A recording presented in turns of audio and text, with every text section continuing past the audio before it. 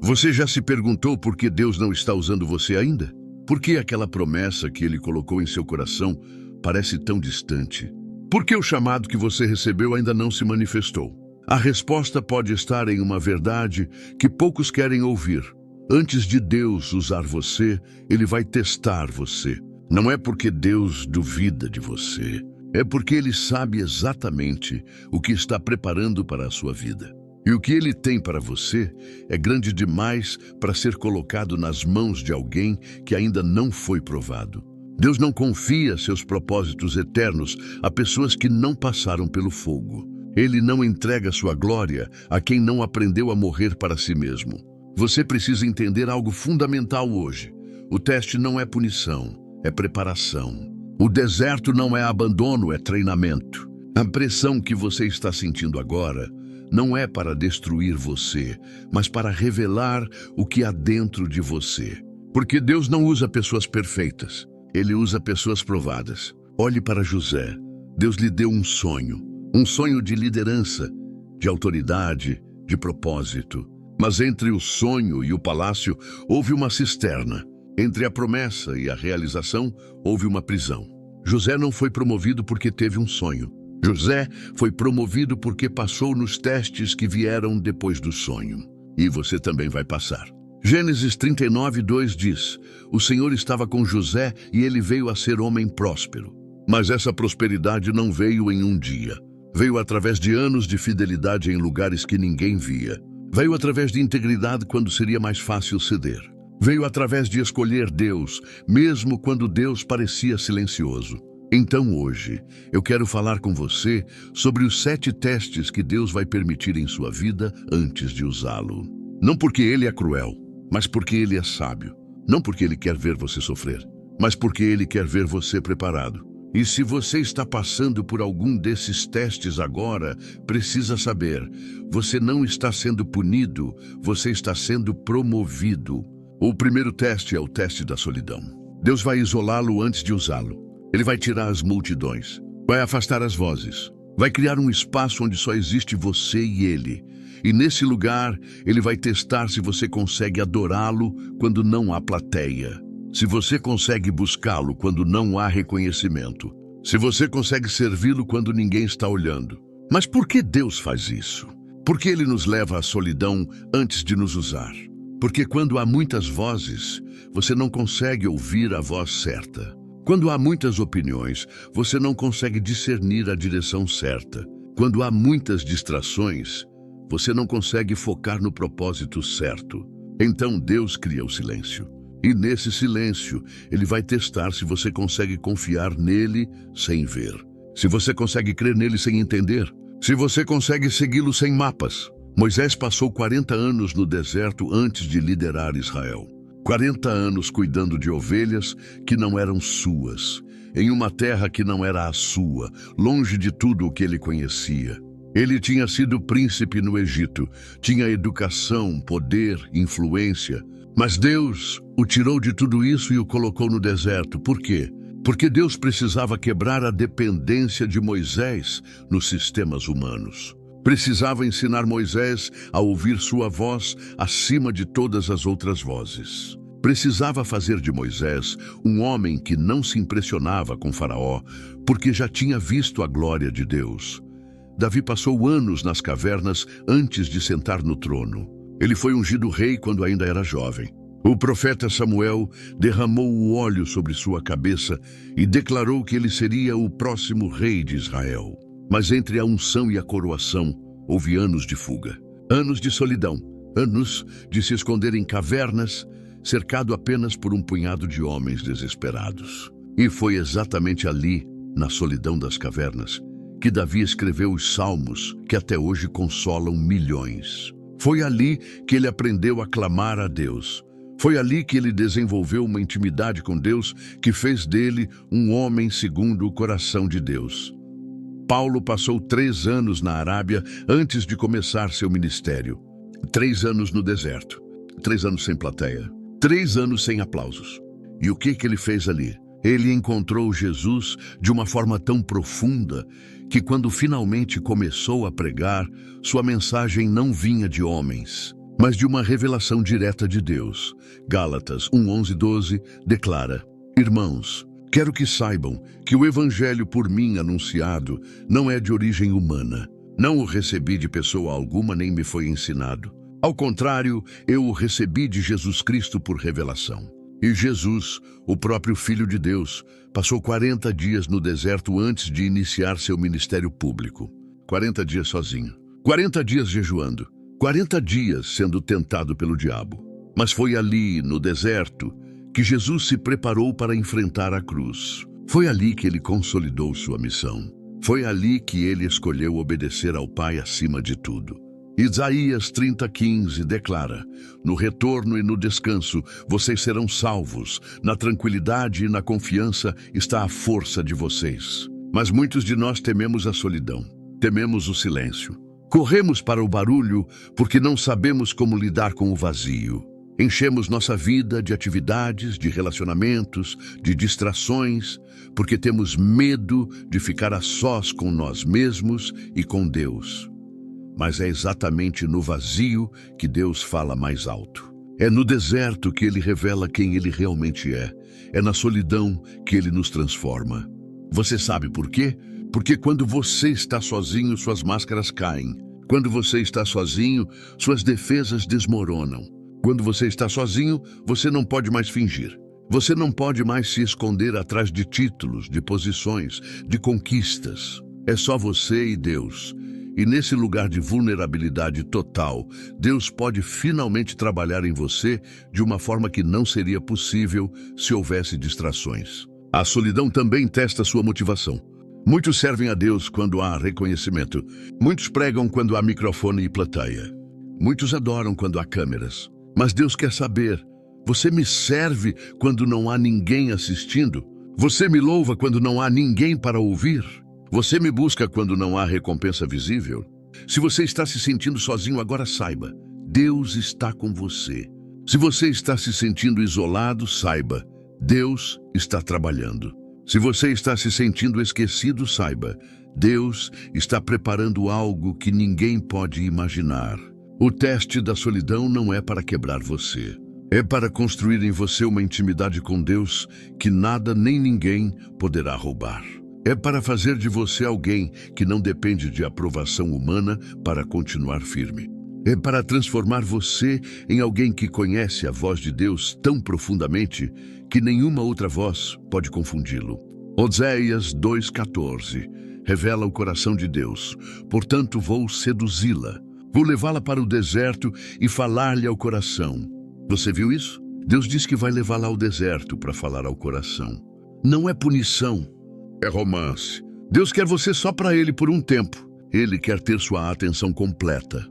Ele quer sussurrar verdades em seu coração que você nunca ouviria no meio do barulho.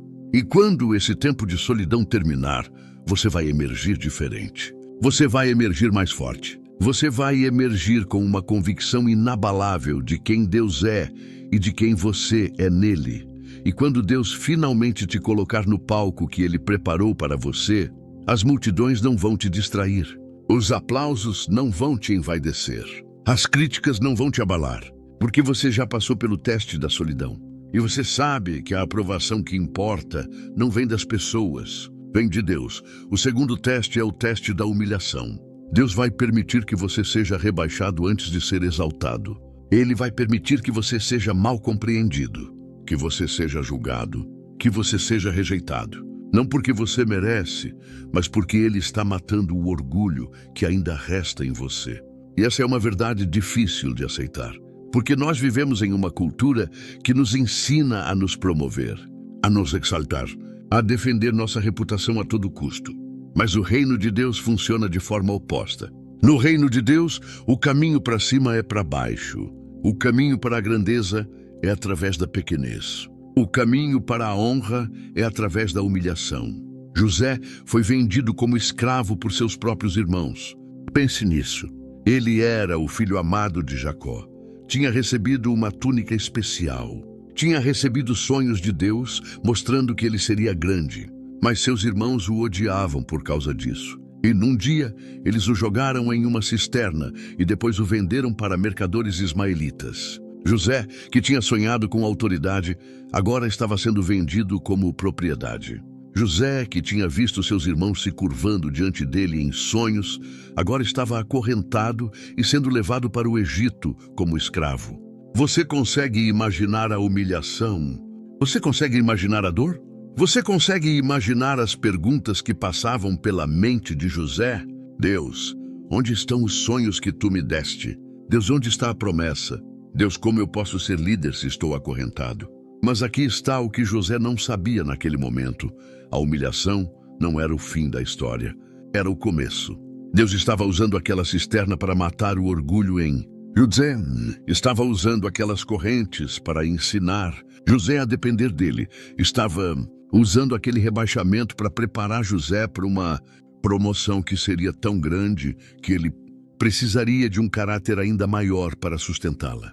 Davi foi desprezado por seus próprios irmãos. Lembra quando Samuel foi à casa de Jessé para ungir um dos filhos como o próximo rei? Jessé chamou todos os seus filhos, menos Davi. Por quê?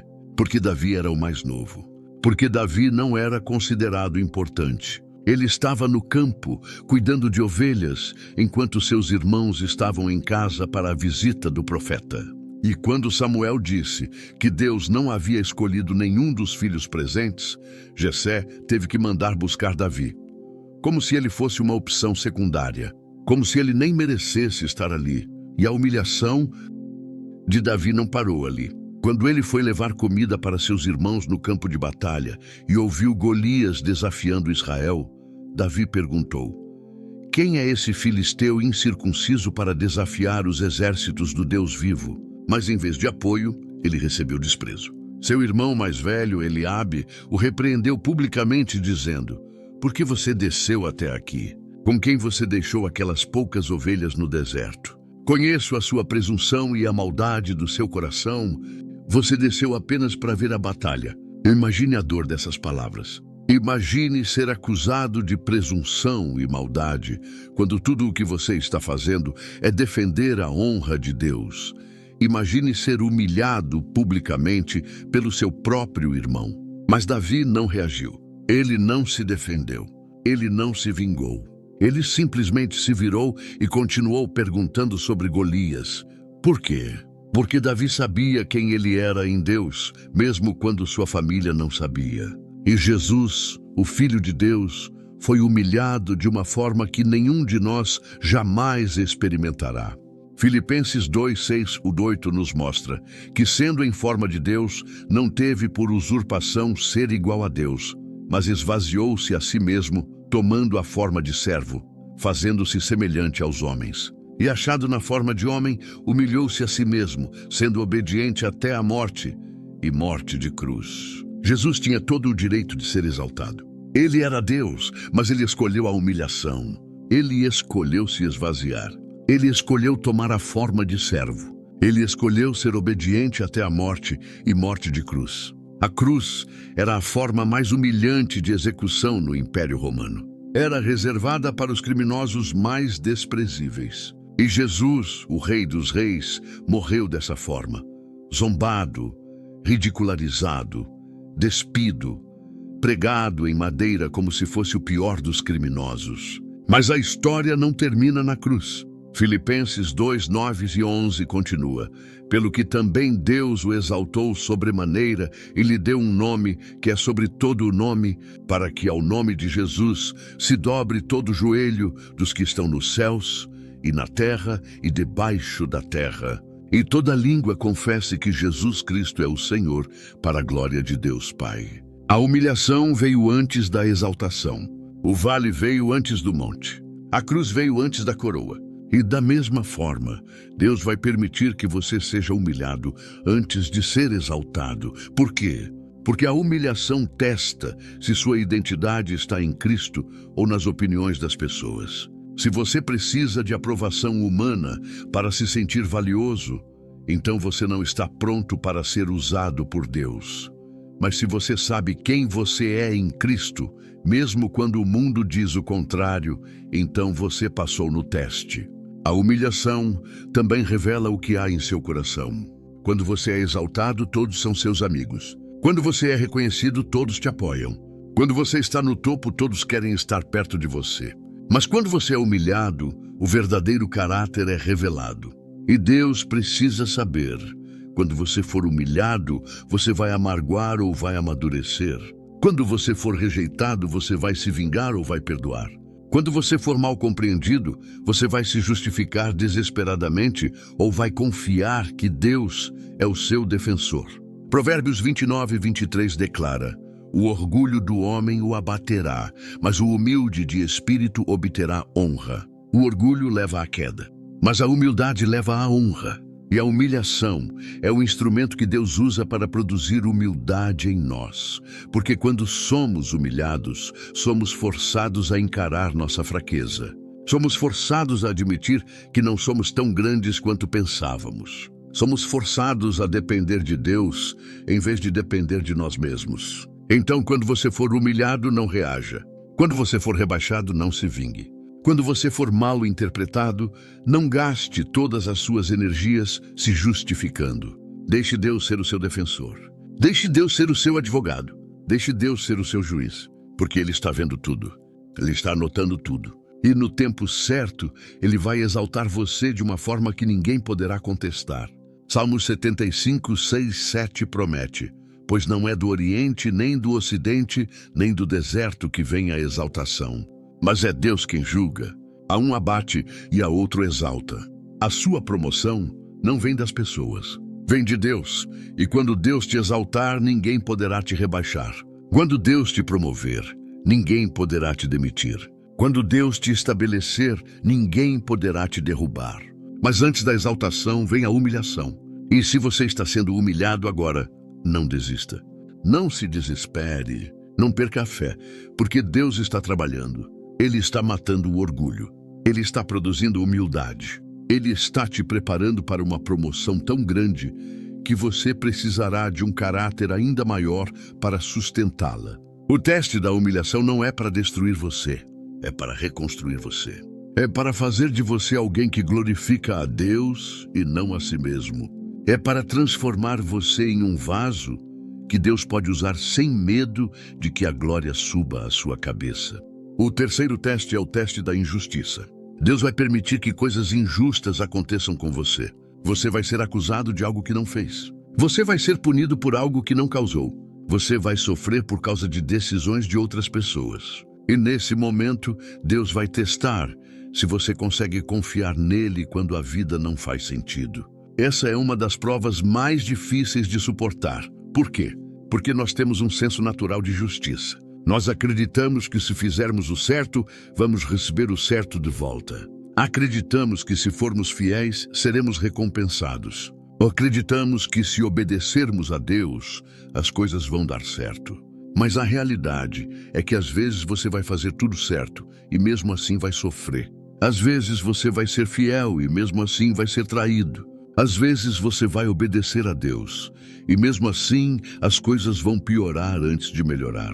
José passou por essa prova de forma devastadora.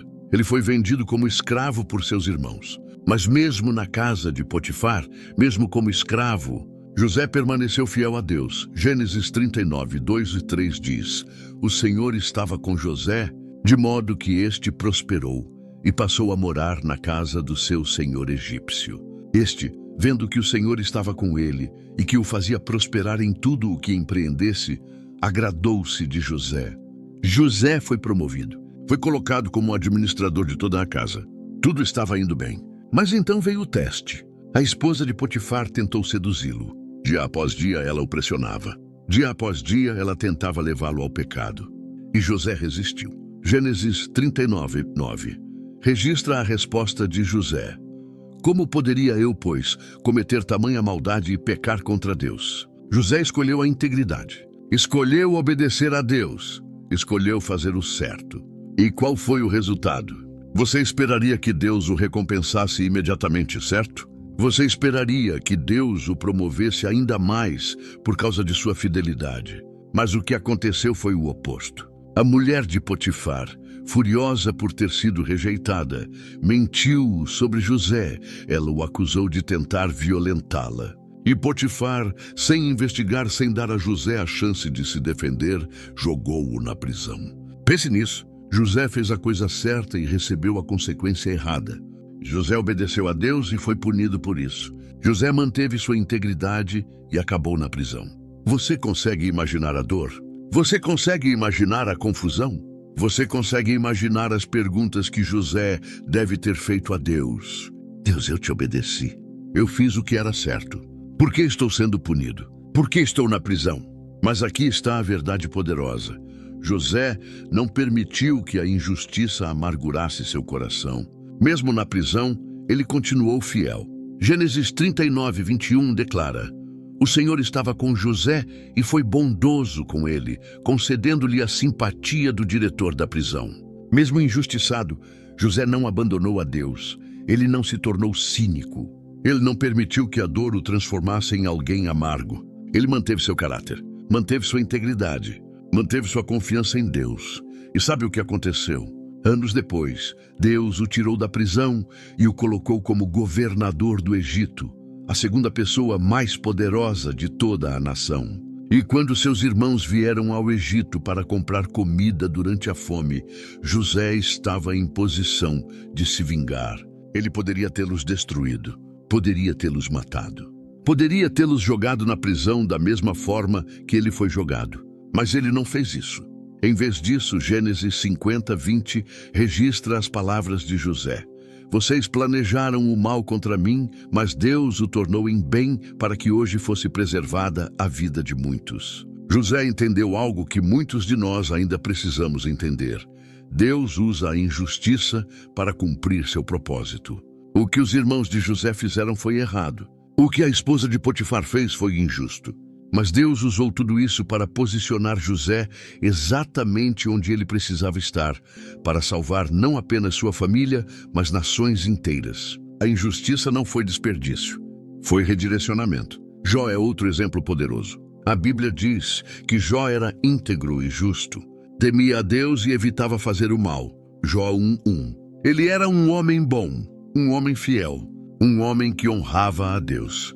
Mas mesmo assim, ele perdeu tudo. Perdeu sua riqueza, perdeu seus filhos, perdeu sua saúde. E seus amigos vieram e o acusaram, dizendo que ele devia ter pecado em segredo para estar sofrendo tanto, que Deus devia estar punindo ele por algo que ele fez. Mas Jó não tinha feito nada de errado. Ele estava sofrendo injustamente. E no meio de toda aquela dor, no meio de toda aquela confusão, Jó clamou a Deus. Ele questionou, ele lutou, mas ele não abandonou a fé. Jó 13:15 declara: ainda que ele me mate, nele esperarei. Mesmo quando não entendia, Jó escolheu confiar. E no final, Deus restaurou tudo. Jó 42:10 diz: o Senhor restaurou a sorte de Jó e lhe deu em dobro tudo o que tinha antes. Salmos 37:5, 6 promete: entregue o seu caminho ao Senhor. Confie nele e ele agirá. Ele fará a sua justiça brilhar como o sol do meio-dia e a sua retidão como a luz do dia. Essa é a promessa para quem passa no teste da injustiça. Deus vai fazer sua justiça brilhar. Ele vai vindicar você. Ele vai mostrar a verdade. Mas você precisa esperar no tempo dele. Você precisa confiar no processo dele. Você precisa crer que ele está no controle, mesmo quando parece que tudo está fora de controle. A injustiça não é para quebrar sua fé, é para fortalecer sua dependência em Deus, porque quando você aprende a confiar em Deus mesmo quando tudo está contra você, você se torna alguém que Deus pode usar em qualquer circunstância. Você se torna alguém que não desiste quando as coisas ficam difíceis, alguém que não abandona o chamado quando o caminho fica estreito, alguém que não perde a fé quando a justiça parece tardar. Então, se você está sofrendo injustiça agora, não amargure seu coração. Não se torne cínico. Não permita que a dor te transforme em alguém que você não é. Mantenha seu coração puro. Mantenha sua consciência limpa. Mantenha sua confiança em Deus, porque Ele está vendo e Ele vai agir. Romanos 12:19 nos instrui: não tomem vingança, meus amigos, mas deixem a ira de Deus agir. Pois está escrito: minha é a vingança, Eu retribuirei, diz o Senhor. O quarto teste é o teste da demora. Deus vai prometer algo e depois vai fazer você esperar. Ele vai mostrar o destino e depois vai alongar a jornada.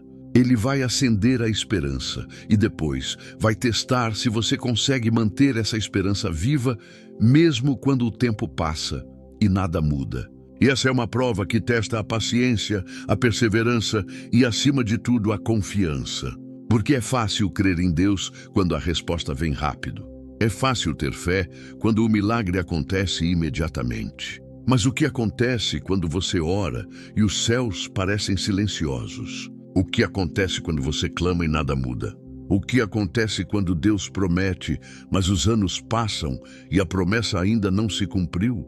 Abraão é o exemplo mais poderoso disso. Deus lhe prometeu um filho. Gênesis 15, 4, 5 registra: veio a palavra do Senhor a ele dizendo: um filho gerado por você mesmo será o seu herdeiro. O Senhor o levou para fora da tenda e disse: olhe para o céu e conte as estrelas, se é que pode contá-las. E prosseguiu: assim será a sua descendência. Que promessa incrível! Abraão teria um filho. E não apenas isso, ele teria descendentes tão numerosos quanto as estrelas do céu. Abraão creu na promessa. Ele confiou em Deus. Ele esperou. Mas o filho não veio. 1 ano se passou. 2 anos. 5 anos. 10 anos. E nada. Sara continuava estéril. A promessa continuava distante. E no meio dessa espera, Abraão cometeu erros. Ele tentou ajudar Deus. Sara sugeriu que ele tivesse um filho com Agar, a serva. E Abraão concordou. Nasceu Ismael. Mas Ismael não era o filho da promessa. Ele era o filho da impaciência. Ele era o fruto de tentar acelerar o plano de Deus. Passaram-se 25 anos. 25 anos de espera. 25 anos de fé testada. 25 anos de escolher crer quando tudo parecia impossível. Abraão tinha 100 anos. Sara tinha 90. Humanamente falando, era impossível. Mas Gênesis 21, 2 declara: o Senhor foi bondoso com Sara, como lhe dissera, e fez por ela o que prometera. Sara engravidou e deu um filho a Abraão em sua velhice, na época fixada por Deus em sua promessa. A promessa se cumpriu, mas a demora não foi desperdício. Foi desenvolvimento. Durante aqueles 25 anos, Deus estava trabalhando no caráter de Abraão. Estava ensinando-o a confiar não nas circunstâncias, mas no Deus que controla as circunstâncias. Estava transformando-o no pai da fé, em alguém que crê mesmo quando não vê. Abacuque 2:3 declara: pois a visão ainda está para cumprir-se no tempo determinado. Ela fala do fim e não falhará. Ainda que demore, espere-a, porque certamente virá e não se atrasará. A promessa de Deus não falha, mas ela tem um tempo determinado. E enquanto você espera, Deus está trabalhando em você aquilo que é necessário para sustentar aquilo que Ele prometeu. Porque uma promessa grande exige um caráter grande. Um chamado alto exige uma maturidade alta. Uma unção poderosa exige um vaso preparado. Então Deus usa o tempo de espera para moldar você, para ensinar você, para transformar você. A demora não é negação, é preparação. Davi foi ungido rei quando ainda era um adolescente. O profeta Samuel derramou óleo sobre sua cabeça na presença de seus irmãos. A Bíblia diz que, daquele dia em diante, o Espírito do Senhor se apossou de Davi. 1 Samuel 16:13. Davi tinha a unção, tinha a promessa, tinha a confirmação profética. Ele seria rei. Mas entre a unção e a coroação, passaram-se aproximadamente 15 anos. 15 anos de fuga, 15 anos de perseguição, 15 anos de se esconder de Saul, que queria matá-lo. E durante todo esse tempo, Davi poderia ter questionado a promessa. Ele poderia ter dito: Deus, tu me ungiste rei, mas estou vivendo como um fugitivo. Tu me prometeste o trono, mas estou escondido em cavernas. Davi teve 2 oportunidades de matar Saul e tomar o trono pela força. Seus homens disseram: esta é a oportunidade que Deus está dando a você. Mas Davi recusou.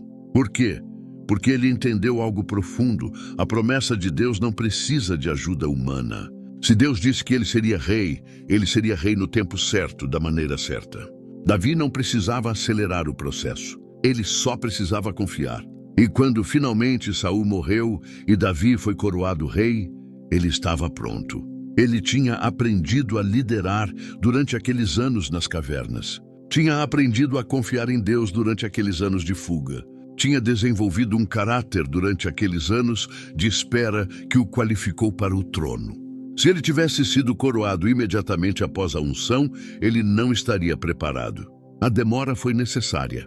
José teve sonhos de que seria líder quando era jovem. Mas entre os sonhos e a realização, passaram-se 13 anos. 13 anos como escravo. 13 anos na prisão. 13 anos de espera.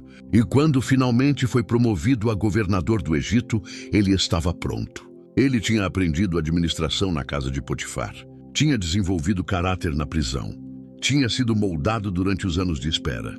A mulher com fluxo de sangue em Marcos 5 sofreu por 12 anos. 12 anos de dor. 12 anos de exclusão social.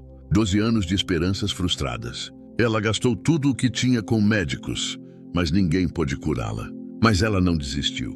Ela continuou buscando. E quando finalmente ouviu falar de Jesus, ela disse: "Se eu tão somente tocar as suas vestes, ficarei curada." Marcos 5:28. Ela se arrastou através da multidão, tocou em Jesus e foi curada instantaneamente. A cura foi instantânea, mas a perseverança foi de 12 anos. E Jesus não apenas a curou fisicamente, ele a restaurou espiritualmente e socialmente. Ele a chamou de filha, Marcos 5:34. Ele não apenas respondeu sua fé, ele honrou sua perseverança. A demora não foi desperdício. Foi o tempo necessário para que sua fé amadurecesse ao ponto de produzir um milagre que glorificaria a Deus. Hebreus 10:36 nos exorta: "Vocês precisam perseverar, de modo que quando tiverem feito a vontade de Deus, recebam aquilo que Ele prometeu." A perseverança não é opcional, é essencial, porque entre a promessa e o cumprimento há uma jornada. E nessa jornada muitos desistem. Quantos de nós desistimos na sala de espera? Quantos abandonamos a promessa porque ela demorou mais do que esperávamos? Quantos trocamos o plano de Deus por soluções imediatas, porque não conseguimos confiar no tempo dele? Mas a Escritura nos adverte através de Gálatas 6:9. "E não nos cansemos de fazer o bem, pois no tempo próprio colheremos, se não desanimarmos." O problema é que nós vivemos em uma cultura de gratificação instantânea. Queremos tudo agora. Queremos o milagre imediato. Queremos a resposta rápida. Queremos a promoção instantânea. Mas Deus não trabalha no tempo do micro-ondas. Ele trabalha no tempo da fornalha. Ele não está apenas nos dando o que pedimos. Ele está nos transformando naquilo que precisamos ser para sustentar o que Ele vai nos dar. Isaías 40:31 promete: "Mas aqueles que esperam no Senhor renovam as suas forças. Sobem com asas como águias. Correm e não ficam exaustos, andam e não se cansam." Você viu isso? Aqueles que esperam no Senhor não apenas recebem o que estavam esperando. Eles são renovados. Eles são fortalecidos. Eles são transformados. A espera não é passiva, é ativa. É um processo de renovação. E há algo mais que precisamos entender sobre a demora. Deus está orquestrando coisas que nós não podemos ver. Quando José estava na prisão, ele não sabia que Deus estava preparando uma fome no Egito que tornaria José indispensável. Quando Davi estava nas cavernas, ele não sabia que Deus estava removendo Saul do trono para abrir espaço para ele. Quando Abraão estava esperando, ele não sabia que Deus estava esperando o momento certo para que o milagre fosse tão impossível que só Deus pudesse receber a glória. Então, se você está esperando agora, não desista. Se a promessa parece distante, não desanime. Se o tempo está passando e você não vê movimento, não abandone a fé, porque Deus não esqueceu. Ele não mudou de ideia. Ele não cancelou o plano. Ele está apenas esperando o momento certo. E quando esse momento chegar, tudo vai se encaixar de uma forma que só Deus poderia orquestrar. Eclesiastes 3:11 declara: "Deus fez tudo apropriado a seu tempo." Não ao nosso tempo, ao tempo dele. E o tempo dele é sempre perfeito. Pode não ser rápido, mas é perfeito. Porque Deus não está apenas preocupado em cumprir a promessa. Ele está preocupado em preparar você para a promessa. O quinto teste é o teste da fidelidade no oculto. Deus vai colocá-lo em um lugar onde ninguém vê o que você faz, onde ninguém reconhece o seu esforço, onde ninguém aplaude o seu sacrifício. E ali, longe dos holofotes, Deus vai testar se você consegue ser fiel quando não há reconhecimento. Se você consegue servir quando não há recompensa visível, se você consegue fazer o certo simplesmente porque é o certo. Essa é uma das provas mais reveladoras. Por quê? Porque ela expõe as verdadeiras motivações do coração.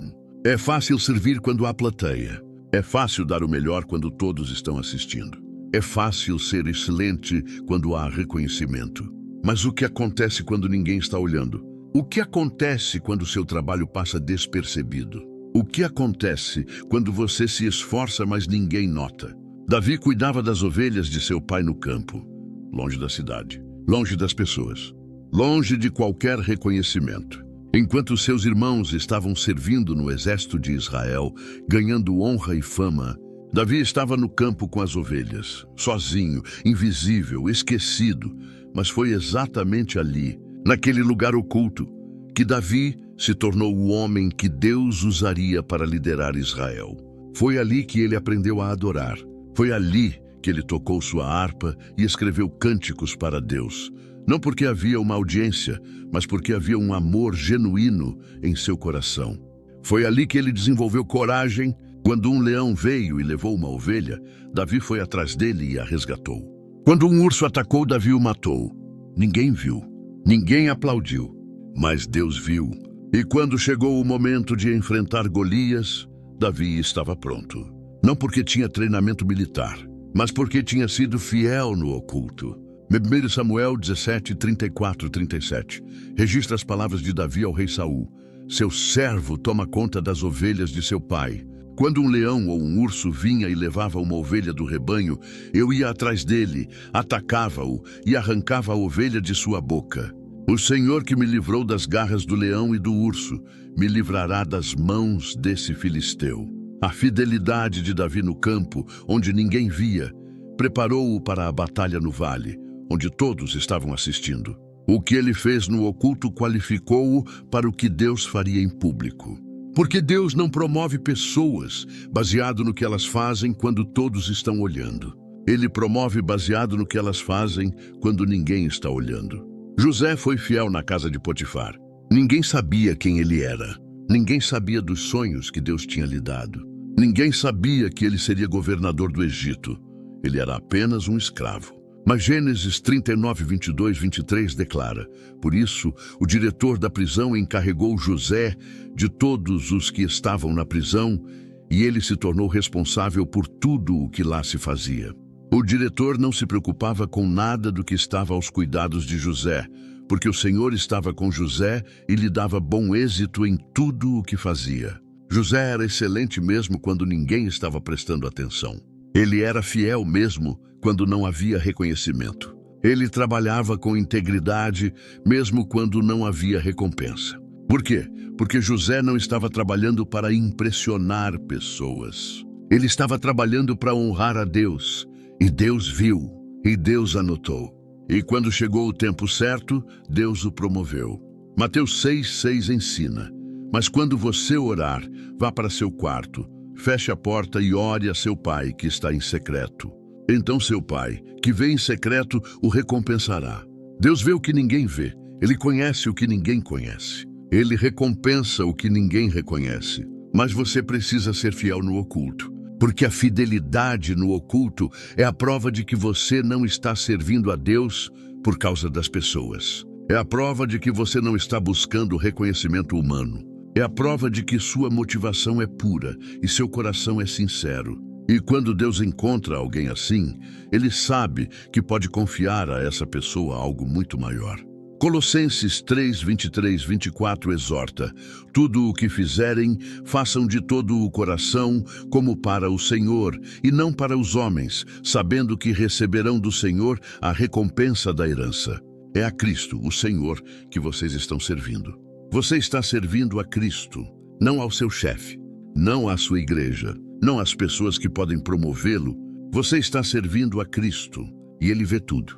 Então não despreze o lugar oculto. Não deseje os holofotes antes do tempo. Não busque reconhecimento antes da aprovação de Deus. Seja fiel onde você está. Faça o melhor que você pode, mesmo que ninguém esteja olhando. Sirva com excelência, mesmo que ninguém agradeça. Trabalhe com integridade, mesmo que ninguém note. Adore com paixão, mesmo que não haja plateia. O sexto teste é o teste da integridade sob pressão. Deus vai colocá-lo em situações onde seria mais fácil ceder do que resistir. Onde seria mais conveniente mentir do que dizer a verdade. Onde seria mais vantajoso comprometer seus valores do que mantê-los. E ali, sob pressão, Deus vai testar se você realmente é quem você diz que é. A integridade é o que você é quando ninguém está olhando e quando todo mundo está pressionando. É manter seus valores mesmo quando custa caro. É fazer o certo mesmo quando é mais difícil do que fazer o errado. É escolher a obediência a Deus acima de qualquer conveniência pessoal. José enfrentou essa prova de forma intensa. Ele era jovem, estava longe de casa, longe de sua família, longe de qualquer accountability. E a esposa de Potifar, uma mulher poderosa e influente, tentou seduzi-lo dia após dia. Gênesis 39:10 diz: E ela insistia com José dia após dia, mas ele se recusava a deitar-se com ela ou a ficar perto dela. Pense na pressão que José estava enfrentando. Ele era escravo. Ela era a dona da casa. Se ele a agradasse, ele poderia ganhar ainda mais favores. Ninguém saberia, ninguém veria. Seria fácil ceder, mas José tinha algo que muitos não têm: integridade. Ele não estava preocupado se alguém veria. Ele estava preocupado que Deus veria. Gênesis 39:9 registra suas palavras. Como poderia eu, pois, cometer tamanha maldade e pecar contra Deus? José não disse: como eu poderia fazer isso e decepcionar meu pai? Ele não disse: como eu poderia fazer isso e manchar minha reputação? Ele disse: como eu poderia fazer isso e pecar contra Deus? A integridade de José não era baseada em consequências humanas. Era baseada em reverência a Deus. E essa é a integridade que Deus procura. E qual foi o resultado imediato da integridade de José? Ele foi para a prisão. Ele foi acusado falsamente. Ele foi punido por fazer o certo. Mas aqui está a verdade poderosa. Melhor estar na prisão com integridade do que estar no palácio com culpa. Melhor sofrer por fazer o certo do que prosperar fazendo o errado. Porque no final Deus honra a integridade. Anos depois, quando José foi promovido a governador do Egito, ninguém podia questionar seu caráter. Ninguém podia acusá-lo de nada. Ele tinha um histórico comprovado de integridade. E foi essa integridade que fez dele alguém em quem Faraó podia confiar com poder absoluto sobre toda a nação. Daniel enfrentou pressão similar. Ele foi levado cativo para a Babilônia quando ainda era jovem. Foi colocado no palácio do rei. Foi educado nos melhores sistemas do mundo. Mas Daniel 1:8 declara: Daniel, contudo, decidiu não se tornar impuro com a comida e com o vinho do rei, e pediu ao chefe dos oficiais permissão para se abster deles. A comida do rei provavelmente tinha sido oferecida a ídolos. Daniel sabia disso. E ele tomou uma decisão. Ele não ia comprometer sua fé, mesmo que isso custasse caro. Ele não ia ceder à pressão, mesmo que fosse mais fácil. Ele ia manter sua integridade, mesmo que fosse inconveniente. E essa integridade não foi testada apenas uma vez. Mais tarde, quando Daniel era um dos oficiais mais altos do reino, seus inimigos conspiraram contra ele. Eles convenceram o rei a assinar um decreto dizendo que por 30 dias, qualquer pessoa que orasse a qualquer deus ou homem, exceto ao rei, seria jogada na cova dos leões. Era uma armadilha, era uma pressão para fazer Daniel comprometer sua fé. Mas Daniel 6:10 registra: quando Daniel soube que o decreto tinha sido publicado, foi para casa, para o seu quarto no andar de cima, onde as janelas davam para Jerusalém, e ali fez o que costumava fazer. 3 vezes por dia, ele se ajoelhava e orava, agradecendo ao seu Deus. Daniel não se escondeu. Ele não parou de orar. Ele não comprometeu. Ele manteve sua integridade, mesmo sabendo que isso o levaria à cova dos leões. Provérbios 11:3 afirma: a integridade dos justos os guia, mas a falsidade dos traiçoeiros os destrói. Sua integridade é seu guia, é sua bússola, é sua proteção. E quando você mantém sua integridade sob pressão, você está dizendo a Deus: eu escolho te obedecer, mesmo quando é difícil. Eu escolho te honrar mesmo quando é custoso. Eu escolho te seguir, mesmo quando parece que vou perder. E Deus honra isso. Ele honra a integridade. Ele honra a obediência. Ele honra a fidelidade. Pode não ser imediato. José foi para a prisão. Daniel foi para a cova dos leões. Mas Deus os livrou. E não apenas os livrou, Ele os promoveu de uma forma que glorificou somente a Ele. Provérbios 10:9 declara: quem anda em integridade anda seguro, mas quem perverte os seus caminhos será descoberto. A integridade traz segurança, traz paz, traz a proteção de Deus. Mas quando você compromete, quando você cede, quando você mente, você pode ganhar temporariamente, mas no final será descoberto. E a queda será dolorosa. Quantos líderes caíram porque comprometeram sua integridade? Quantos ministérios foram destruídos porque alguém cedeu à pressão? Quantas pessoas perderam tudo porque escolheram o caminho fácil em vez do caminho certo? A integridade é custosa no momento, mas é lucrativa no final. O compromisso é fácil no momento, mas é destrutivo no final. Então não comprometa seus valores por causa de pressão. Não minta por causa de conveniência. Não trapaceie por causa de vantagem. Mantenha sua integridade. Mantenha sua honra. Mantenha sua consciência limpa diante de Deus, porque um dia Deus vai usá-lo de uma forma que exige que você seja confiável. E Ele só confia em quem foi testado e aprovado. Salmos 15:1-2 pergunta: Senhor, quem habitará no teu santuário? Quem poderá morar no teu santo monte? Aquele que é íntegro em sua conduta e pratica o que é justo, que de coração fala a verdade. A integridade dá acesso à presença de Deus. A integridade abre portas que o compromisso fecha. A integridade constrói uma reputação que nenhuma quantidade de marketing pode comprar. O 7º teste é o teste da perseverança na luta.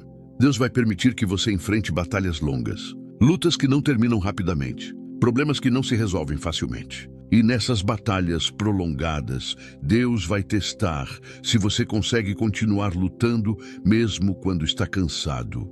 Se você consegue continuar crendo mesmo quando parece que nada está mudando. Se você consegue continuar avançando mesmo quando quer desistir. A perseverança é diferente de resistência. Resistência é aguentar. Perseverança é continuar avançando. Resistência é sobreviver. Perseverança é conquistar. Resistência é defensiva. Perseverança é ofensiva. E Deus está procurando pessoas que não apenas aguentam as tempestades, mas que continuam avançando através delas. A mulher com fluxo de sangue em Marcos 5 é um exemplo poderoso de perseverança. Ela sofreu por 12 anos. 12 anos de dor física. 12 anos de exclusão social. 12 anos de vergonha. Por causa de sua condição, ela era considerada impura. Não podia tocar em ninguém. Não podia ir ao templo. Não podia participar da vida comunitária. Ela estava isolada, sofrendo, desesperada. Marcos 5:26 diz que ela sofrera muito sob o cuidado de vários médicos e gastara tudo o que tinha, mas em vez de melhorar, piorava. Ela tentou de tudo. Gastou tudo o que tinha. Consultou todos os médicos que pôde encontrar. Mas nada funcionou. 12 anos de esperanças frustradas. 12 anos de tentativas falhadas. 12 anos de decepções. Mas aqui está o que me impressiona. Ela não desistiu. Ela poderia ter dito: já tentei tudo. Não há esperança para mim. Ela poderia ter desistido. Mas quando ouviu falar de Jesus, algo dentro dela se acendeu novamente. Marcos 5:27-28 registra: quando ouviu falar de Jesus, chegou por trás dele, no meio da multidão, e tocou em seu manto, porque pensava: se eu tão somente tocar em suas vestes, ficarei curada. Ela não tinha permissão de tocar em ninguém, mas ela arriscou. Ela não tinha força física, mas ela se arrastou através da multidão. Ela não tinha razão para ter esperança, mas ela escolheu crer. E no momento em que tocou em Jesus, ela foi curada instantaneamente. 12 anos de sofrimento terminaram em um segundo. 12 anos de luta resultaram em um milagre. E Jesus não apenas a curou, ele parou. No meio da multidão, com pessoas importantes esperando por ele, Jesus parou e perguntou: quem tocou em mim? Ele queria honrar a fé dela publicamente. Ele queria restaurá-la não apenas fisicamente, mas também socialmente e espiritualmente. Marcos 5,34 registra suas palavras: filha, a sua fé a curou. Vá em paz e fique livre do seu sofrimento. Ele a chamou de filha. Essa foi a primeira vez em 12 anos que alguém a tratou com dignidade. A primeira vez em 12 anos que alguém a reconheceu como pessoa. A primeira vez em 12 anos que alguém lhe deu valor. E tudo porque ela perseverou. Porque ela não desistiu. Porque ela continuou lutando mesmo quando a luta parecia impossível. A cura foi instantânea. Mas a perseverança foi de 12 anos. E ambas foram necessárias. Porque se ela tivesse desistido no 11º ano, ela teria perdido o milagre que estava a apenas 1 ano de distância. Se ela tivesse parado de buscar, ela nunca teria ouvido falar de Jesus. Se ela tivesse cedido ao desespero, ela nunca teria tido fé para tocar em seu manto. Paulo enfrentou batalhas prolongadas. Em 2 Coríntios 11, 23, 28, ele lista algumas de suas lutas. Trabalhei muito mais, fui encarcerado mais vezes, fui açoitado mais severamente e exposto à morte repetidas vezes. 5 vezes recebi dos judeus 39 açoites. 3 vezes fui golpeado com varas, 1 vez apedrejado, 3 vezes sofri naufrágio, passei uma noite e um dia exposto à fúria do mar. Estive continuamente viajando de uma parte a outra. Enfrentei perigos nos rios, perigos de assaltantes, perigos dos meus compatriotas, perigos dos gentios, perigos na cidade, perigos no deserto, perigos no mar e perigos dos falsos irmãos. Trabalhei arduamente. Muitas vezes fiquei sem dormir, passei fome e sede, e muitas vezes fiquei em jejum. Suportei frio e nudez. Que lista devastadora! Paulo poderia ter desistido 1000 vezes. Ele poderia ter dito: Deus, isso é demais, eu não aguento mais. Mas ele não desistiu. Por quê? Porque ele tinha algo que o sustentava. Ele tinha um propósito que era maior do que seu sofrimento. Ele tinha uma visão que era mais forte do que suas circunstâncias. Em 2 Coríntios 4, 8, 9, Paulo declara: de todos os lados somos pressionados, mas não desanimados. Ficamos perplexos, mas não desesperados. Somos perseguidos, mas não abandonados. Abatidos, mas não destruídos. Paulo estava sob pressão, mas não quebrou. Ele estava confuso, mas não perdeu a esperança. Ele foi perseguido, mas Deus nunca o abandonou. Ele foi derrubado, mas sempre se levantou. Essa é a perseverança que Deus procura. Não há ausência de luta, mas a capacidade de continuar lutando. Não há ausência de dor, mas a determinação de continuar mesmo com dor. Não há ausência de dúvidas, mas a escolha de crer apesar das dúvidas. Hebreus 10, 36 nos exorta: vocês precisam perseverar, de modo que quando tiverem feito a vontade de Deus, recebam aquilo que Ele prometeu. A perseverança não é opcional, é essencial. Porque entre a promessa e o cumprimento há uma jornada, e nessa jornada muitos desistem. Muitos param no meio do caminho, muitos abandonam a corrida antes de cruzar a linha de chegada. Mas os que perseveram são os que recebem. Os que continuam são os que conquistam. Os que resistem são os que vencem. Tiago 1,12 promete: feliz é o homem que persevera na provação, porque depois de aprovado, receberá a coroa da vida que Deus prometeu aos que o amam. A coroa vem depois da provação. A vitória vem depois da batalha. A promoção vem depois do teste. Jeremias enfrentou uma batalha longa e difícil. Deus o chamou para ser profeta para as nações quando ele ainda era jovem. Mas sua mensagem não foi popular. Jeremias profetizou durante mais de 40 anos, e durante todo esse tempo ele foi rejeitado, perseguido, preso, jogado em uma cisterna, ameaçado de morte. Ele até chegou ao ponto de amaldiçoar o dia em que nasceu, Jeremias 20:14. Mas ele não desistiu. Ele continuou profetizando, continuou obedecendo a Deus, Continuou falando a verdade, mesmo quando ninguém queria ouvir. Por quê? Jeremias 29 revela: mas se eu digo, não o mencionarei nem mais falarei em seu nome, é como se um fogo ardesse em meu coração, um fogo dentro de mim. Estou exausto tentando contê-lo. Já não posso mais. Jeremias tinha fogo dentro dele. Tinha uma palavra de Deus queimando em seu coração. E esse fogo era mais forte do que o sofrimento. Era mais forte do que a rejeição. Era mais forte do que o cansaço. E foi isso que o manteve perseverando quando tudo dentro dele queria desistir. Você já pensou em desistir? Você já sentiu que a luta é longa demais? Que o peso é pesado demais? Que o caminho é difícil demais? Eu quero que você saiba hoje: não desista. Não agora. Não quando você já chegou tão longe. Não quando Deus já investiu tanto em você. Continue, persevere, resista, porque a vitória está mais perto do que você imagina. A resposta está mais próxima do que você pensa. O milagre está mais iminente do que você sente. Gálatas 6:9 promete: e não nos cansemos de fazer o bem, pois no tempo próprio colheremos, se não desanimarmos. A colheita está garantida, mas você precisa não desanimar. Você precisa perseverar até o fim. E aqui está algo crucial que você precisa entender. Deus não está procurando pessoas que nunca caem. Ele está procurando pessoas que sempre se levantam. Provérbios 24:16 declara: pois o justo, ainda que caia 7 vezes se levanta, mas os ímpios são arrastados pela calamidade. A diferença entre o justo e o ímpio não é que o justo nunca cai, é que o justo sempre se levanta. Você vai cair, você vai falhar, você vai ter momentos de fraqueza, mas não fique no chão. Levante-se, sacuda a poeira, recomece, porque a jornada não é sobre perfeição, é sobre perseverança. Não é sobre nunca errar, é sobre sempre voltar. Jesus sabia disso. Por isso, quando Pedro o negou 3 vezes, Jesus não o rejeitou, ele o restaurou. Quando os discípulos fugiram no Getsêmani, Jesus não os abandonou, ele voltou para eles.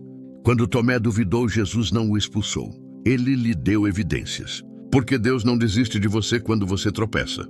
Ele só desiste de você quando você desiste dele. Então persevere, continue lutando, continue crendo, continue avançando, mesmo quando está cansado, mesmo quando está doendo, mesmo quando parece impossível. Porque Romanos 8:37 declara: em todas estas coisas, porém, somos mais que vencedores por meio daquele que nos amou. Você não é apenas vencedor, você é mais que vencedor, e a vitória já está garantida. Levante-se e caminhe naquilo que Deus já declarou sobre a sua vida. Os testes não são o fim, são o começo. Não são a conclusão, são a preparação. E quando você passar por eles, quando você for aprovado, Deus vai usá-lo de uma forma que vai glorificar somente a Ele e abençoar multidões através de você. Amém.